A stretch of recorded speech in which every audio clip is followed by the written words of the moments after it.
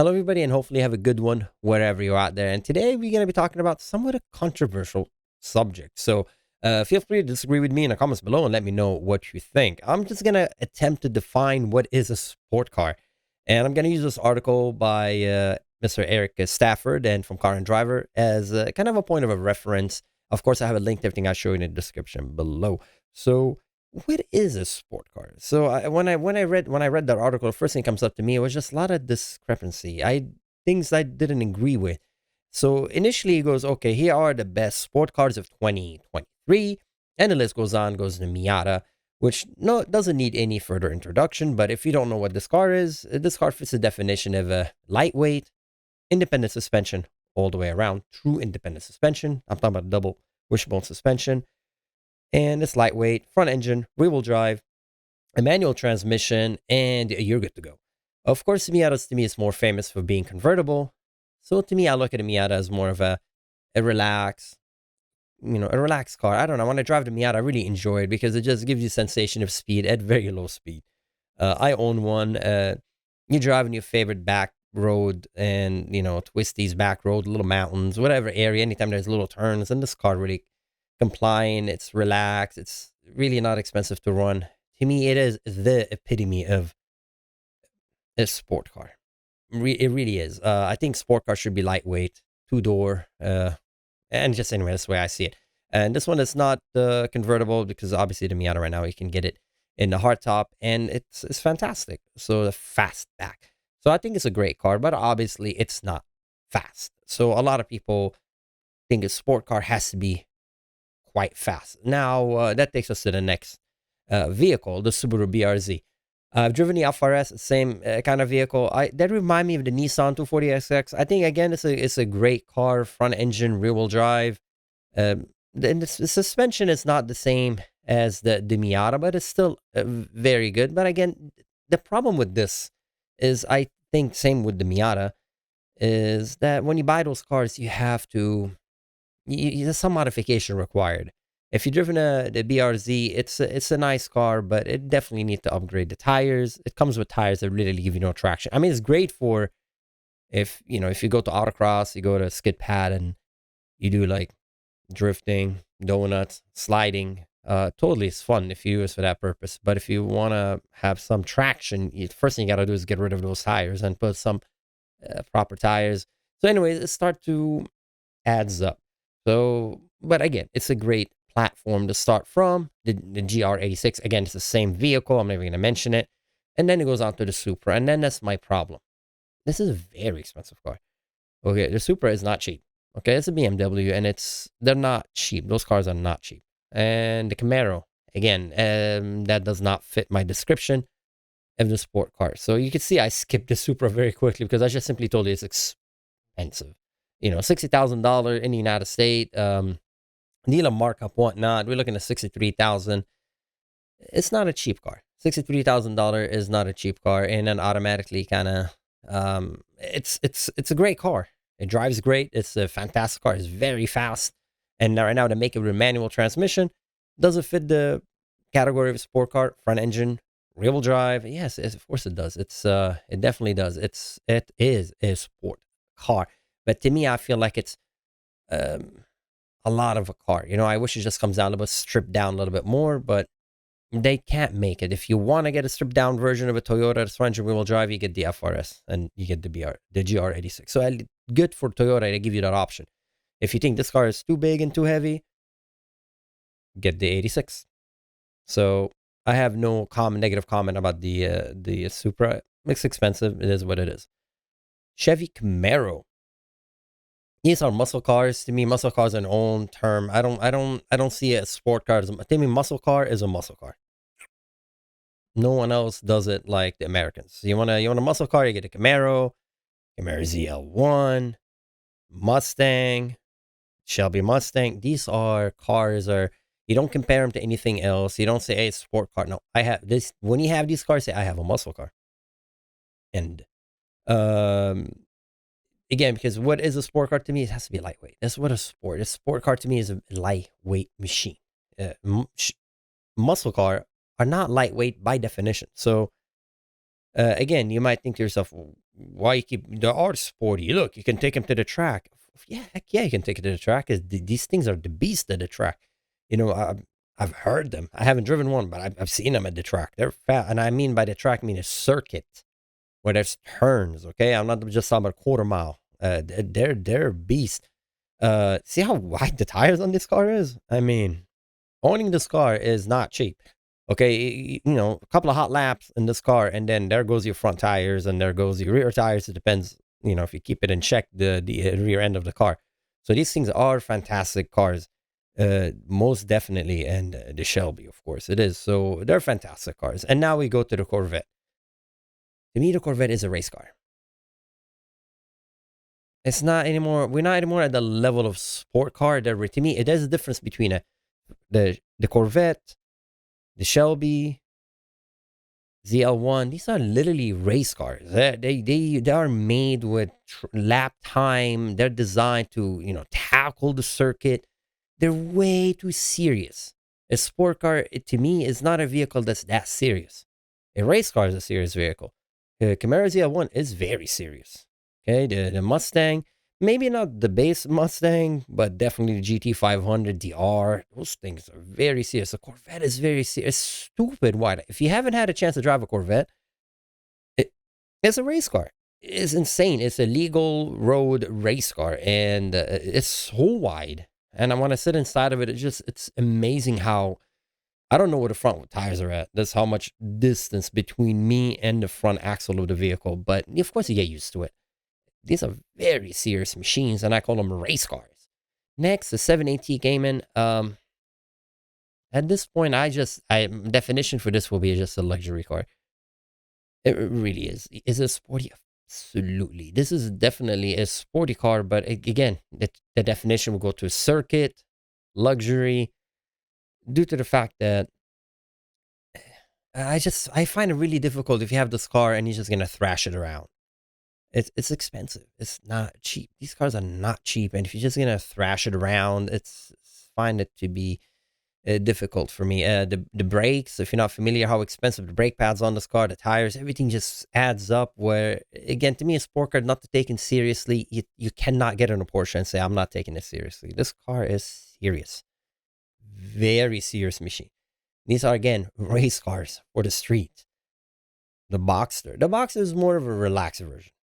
Now, this one is the closest to get to the Miata kind of definition when it's just chill, you drive it chill. And I do agree, the Boxer is a relaxed car. You get in a Boxer, it's chill. It definitely has speed, but it's due to the fact it's a convertible. I feel like, you know, you can drive it chill. It's expensive, so it's a luxury sport car. So the Boxer to me is a luxury sport car. Going down the list, the 911. 911 just like the muscle car. A definition of its own, a world of its own. It is what it is. The 911. 911. Is it a sport car? No, it's a 911. Done. If you never driven a 911, by the way, it's crazy how much grip they got. Because I'm used to driving like the front engine rear wheel drive, and you go, and the back comes out. The 911, the back doesn't come out, which is a good thing. If the back comes out on 911, it's going to do a major skid, and the traction control will save you because I'm pretty sure you just spin out. But these things are not a world of their own. Yes, they are pricey. Yes, you could customize the bejesus out of them. Okay, you could do all kind of modification to a 911. So is it a sport car? No, it's a 911. Now you get a 911 turbo. Okay, now this is just hyper cars. It's just money. So at that point, yeah, it's convertible. Is it a sport car? It's a luxury, high-end, a luxury sport car in the same definition as the Boxster. And you can see now it is a pattern, right? It's a convertible. Do people go fast in convertible? Of course you can go fast, but I still think the convertible is to be enjoyed not at 20 miles an hour, which, by the way, these cars are designed with the top down to drive very fast. It's just, if you haven't seen it, I think there was an episode on, what was it? I was on Top Gear, the British Top Gear, and they had you just watch it. I don't want to ruin it for you, but you can Google it. And they were testing if you can keep they had some silly example. Someone had a wig on and passenger had the wig on, and then we're driving with the top down, and they see if the wig stays on, and like 911 lasted the longest, or something like that. You check out this episode; it's really funny. But regardless, I think this is it's high end luxury sport car. So it's not a sport; it's a high end luxury sport car. Okay, so yay. 911 GT3. Okay, this is a race car. Again, it's not a. It's a race car. So that's why when I see this car on the street, I feel really bad for it. It's like watching this again. It's like watching a muscle car doing stuck in traffic.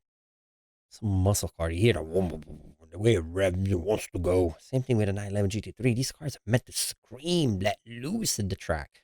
These tires are not designed to heat cycle in traffic on the freeway. They're designed to give you insane lateral grips. So, yeah, again, of course, the owners of these cars are free to do whatever they want. I'm just giving you a definition what I think is a sport car.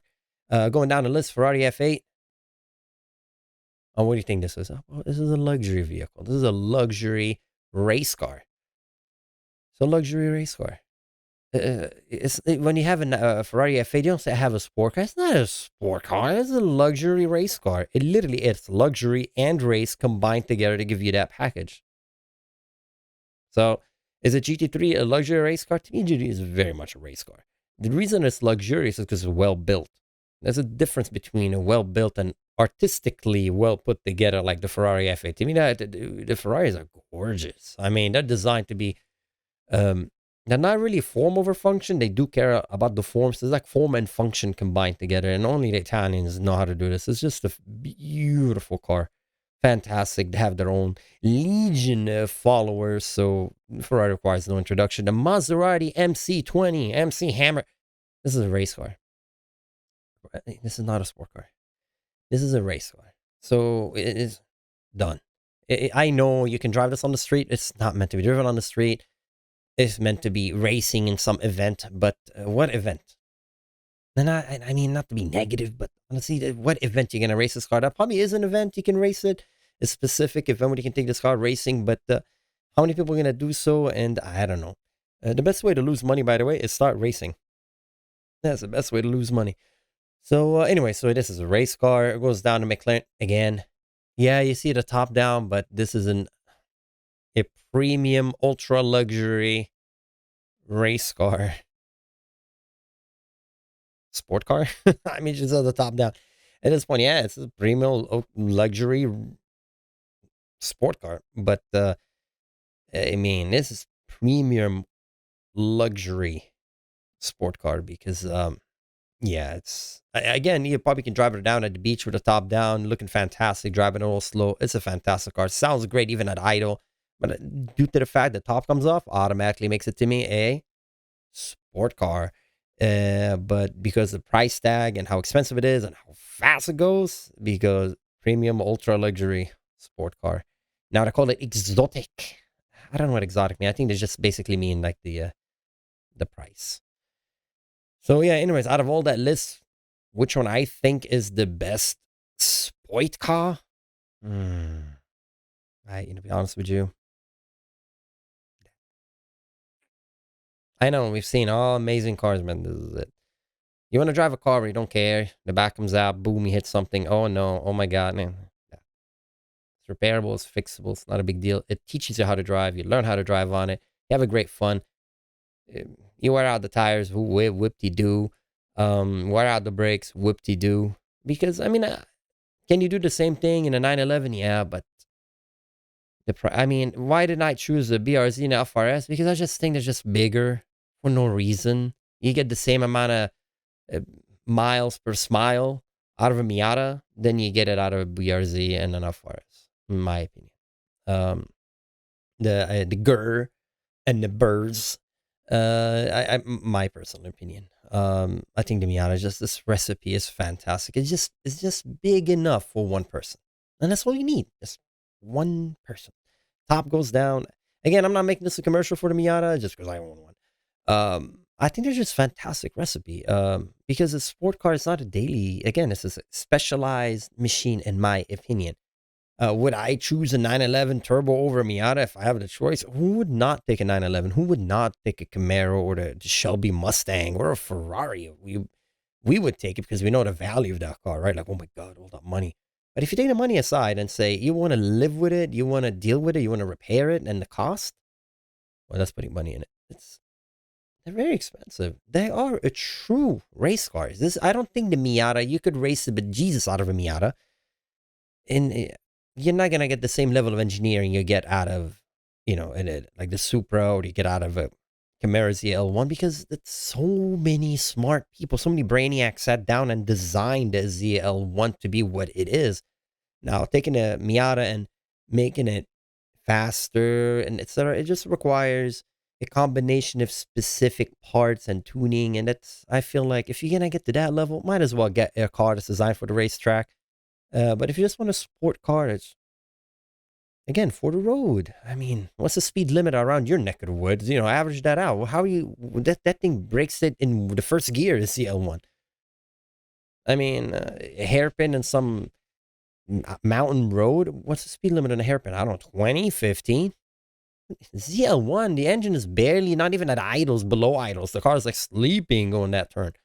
So that is my point. You want something nimble to have fun with, drive around.